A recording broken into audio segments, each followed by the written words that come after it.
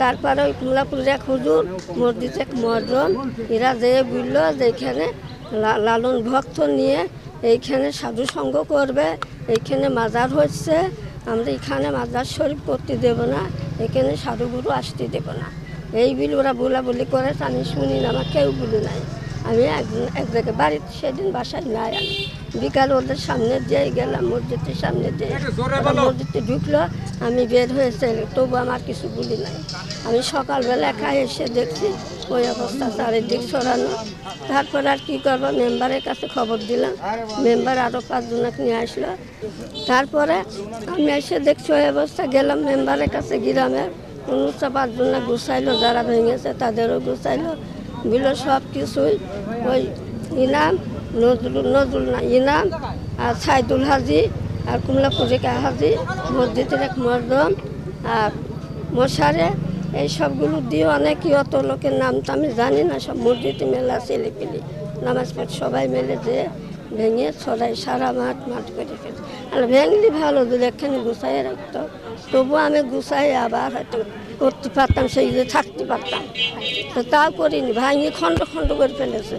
হ্যাঁ, আমি অনুরোধ করছি বাবা সবার কাছে, আমি ওই জায়গায় থাকবো, আমার ওই জায়গায় ঘর করে দিতে। আমার স্বামী বলে গেছে তোমার মরা লাশ থাকলেও ওই জায়গায় থাকবে, কোথাও যাবা না। আমার স্বামী ভিটায় আমি পরে থাকবো, সে সরকারি দেশে বলে আমি সরকার একটু দিয়ে দিচ্ছি, তোমার তো কোনো ভয় নেই, তুমি এই জায়গায় থাকবে, সাধু সঙ্গ করবা, সাধুগুরু নিয়ে তুমি চলবা, এই কথা বলতে আমি সাধুগুরু ভালোবাসি। আমার ওই জায়গায় ঘর হবে, আমার স্বামীর ওই জায়গায় মাজার, আমি মাজার শরীফে পরে থাকবো। তখন আমার বললো আপনার যা হচ্ছে গা ক্ষতি হয়েছে পূরণ করে, তারা তো তা করছে না। যে ওই অন্যজনের জমিতে সরকার, অন্যজনের জমি আরও খানিক সরকারি, আর অন্যজনের জমিতে ওইখানে ওরা বলছে এইখানে আমরা বাড়ি করতে, সে তো আমাকে লাত্তি দিয়ে হাজার দিবি না, আমার সাধুগুরু নিয়ে বসতে পারবো না, আমি সঙ্গ দিতে পারবো না, আমার গুরু কতবার নিতে পারবো না, পরের জায়গায় তো আমি যাবো না, আমার স্বামীর ভিটা আছে, সেই জায়গায় আমি থাকবো।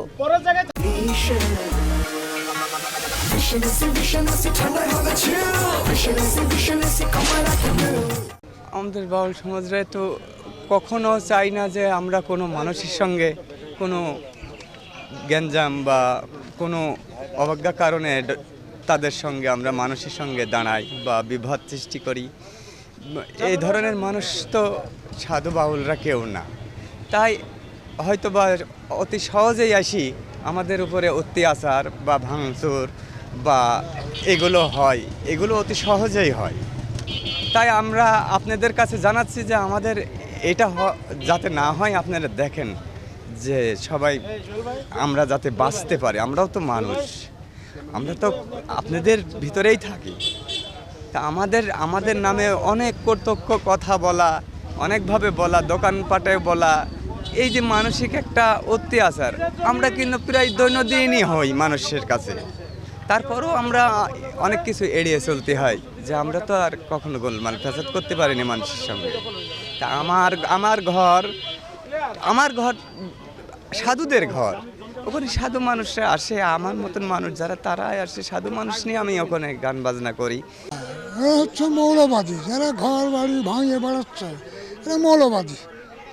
আর আমরা করছে মানববাদী ধর্ম করি, যে মানবকে হচ্ছে যদি আমরা ভালোবাসি, আমরা তো কোনো কারো অশ্লীল ভাষায় কোনো কথা বলিনি, আমরা কারোকে হচ্ছে মারতেও যাইনি, ধরতেও যাইনি, একই জায়গায় বসে থাকি, এক জায়গার থেকে আর এক জায়গায় দাওয়াত বলে চলে গেলাম, সাধু সঙ্গে চলে গেলাম, কিন্তু বাড়ি ঘর দিয়ে কী হবে কী হচ্ছে কি না তা আমরা কিন্তু জানি না, এদিকে আমাদের কোনো খোঁজ খবর থাকে না।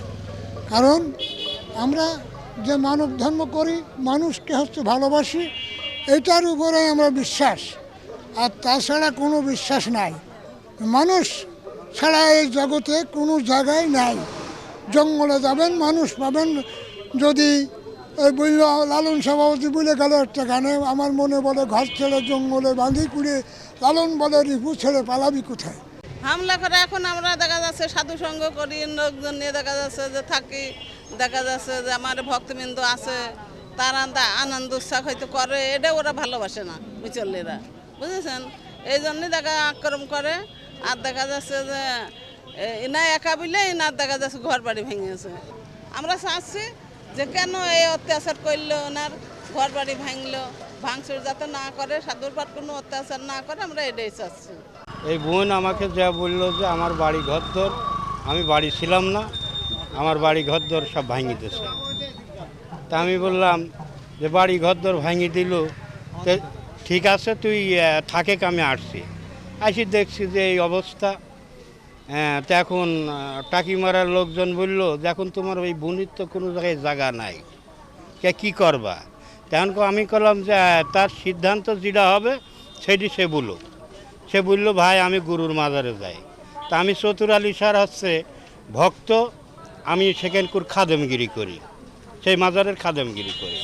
তা এখন আমি বললাম থালি বোন তোর যখন জায়গা নাই তখন তুই এই মাজারে আসি থাকে, তারপরে বিচারে যেটা হয় সেটি হবে। তো এখন আমি চাচ্ছি যে তার স্বামীর যে জায়গাটা সে মাজার করেছে, তার স্বামী থাকতেই দেহটার রেগে গেছে, কেন এই উৎসবটা হচ্ছে? কি ক্ষতি সে করল? তার স্বামী ছিল ফকির, সেও ফকির। তা আমি চাচ্ছি যে ওই জায়গাটা, তার মাজারটা ওই জায়গায় হবে, আর স্থানটা ওই জায়গায় থাকবে, এইটাই আমরা চাচ্ছি।